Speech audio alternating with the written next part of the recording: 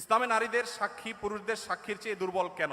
অর্থাৎ দুইজন মহিলার সাক্ষী একজন পুরুষের সাক্ষী সমপর্যায়ের, বিষয়টি বুঝিয়ে বললে ভালো হতো।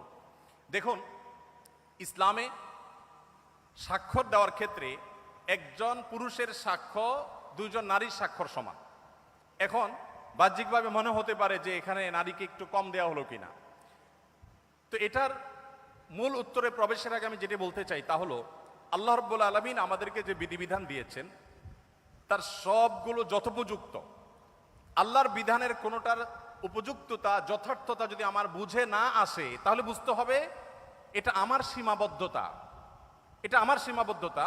আমি সৃষ্টি হয়ে স্রষ্টার সকল আদেশ নিষেধের তাত্ত্বিক তাৎপর্য এবং তার যৌক্তিক দিক এটা আমার উদ্ধার করতে পারাটা আবশ্যক নয়, বরং যুক্তির দাবি হলো আমি সৃষ্টি হয়ে স্রষ্টার সব আদেশ নিষেধের যথার্থতা আমার বুঝে আসবে না, এ না আসাটাই বরং